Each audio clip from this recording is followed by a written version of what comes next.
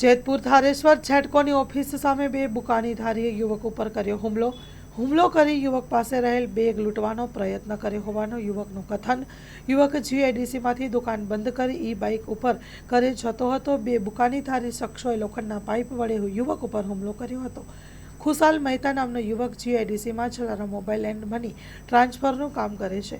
યુવકે રાત્રે દુકાન બંધ કરી ઘરે જતો હતો। તે દરમિયાન બુકાનીધારી શખ્સોએ ધારેશ્વર છેટકો પાસે લોખંડના પાઇપ વડે માથાના ભાગે હુમલો કરવાનો પ્રયત્ન કર્યો હતો।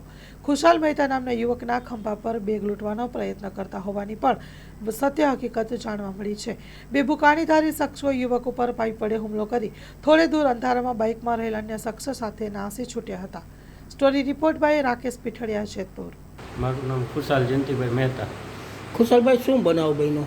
બનાવ એવું બન્યો તો હું 9:30 વાગે દુકાનેથી નીકળો, ત્યાં 66 કે જીબી પાસે 2-3 જણા ઊભા હતા।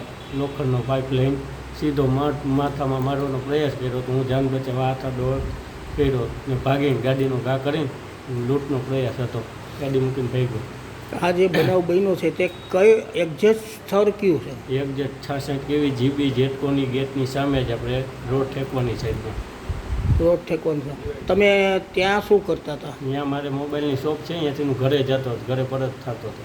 અને તમે આ ઓનલાઈન બિઝનેસ કરો છો મની ટ્રાન્સફરનો, અને તમે પૈસા લઈને ઘરે જતા હતા? હા, મારી પાસે 1.5-2 લાખ રૂપિયા હતો। હું બેંકે ઘરે જતો હતો ઓફિસેથી, લૂંટવાનો પ્રયાસ હતો।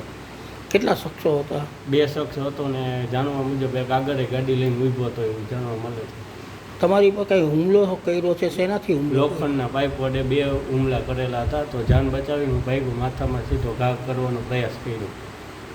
આ બનાવમાં પોલીસ ફરિયાદ કરવાના છો? હા, ફરિયાદ કરવાની છે।